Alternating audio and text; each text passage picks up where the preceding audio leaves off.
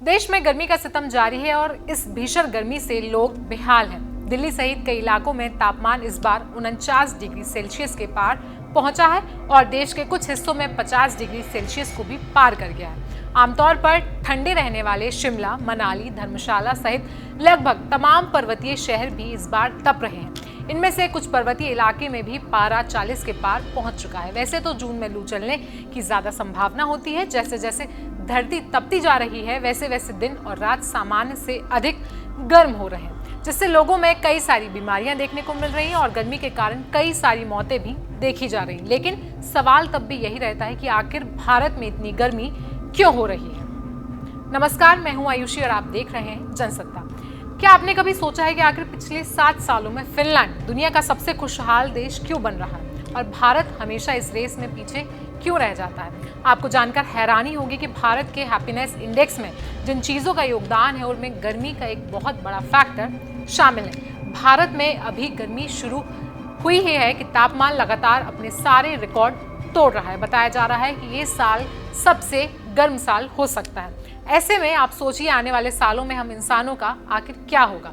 गर्मी का असर सिर्फ भारत के हैप्पीनेस इंडेक्स पर ही नहीं पड़ता, बल्कि इसका असर भारत की इकोनॉमी पर भी अच्छा खासा देखने को मिलता है। आपको सुनने में अजीब लगेगा कि सूरज की गर्मी भारत को गरीब बनाती है, क्योंकि आज भी भारत में 4 में से 3 लोग फिजिकल रिलेटेड काम करते हैं। कोई खेती करता है, कोई मजदूरी करता है, तो कोई तपती गर्मी में सड़क पर रेडी लगाता है। और ऐसे में अनऑर्गेनाइज सेक्टर पर भारत 75% निर्भर है, जो भारत की जीडीपी में 1/3 कंट्रीब्यूशन देता है। गर्मी की वजह से देश की प्रोडक्टिविटी 5 से 10% तक कम होती है, क्योंकि गर्मी में लोगों को बहुत सारी समस्याओं का सामना करना पड़ता है।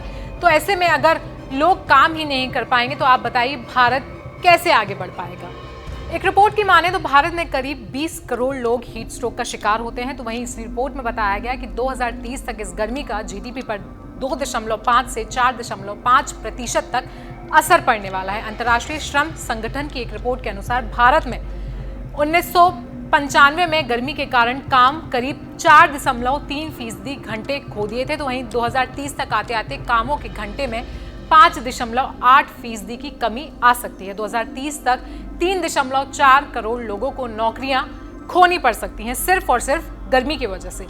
2030 में गर्मी के कारण कृषि तथा निर्माण क्षेत्रों में 9.04% काम के घंटे कम हो जाने की भी उम्मीद जताई जा रही है। अंतर्राष्ट्रीय श्रम संगठन की एक रिपोर्ट के अनुसार भीषण गर्मी तथा लू के कारण 2030 तक दुनिया भर में अर्थव्यवस्था को $4.2 ट्रिलियन की क्षति का अनुमान है।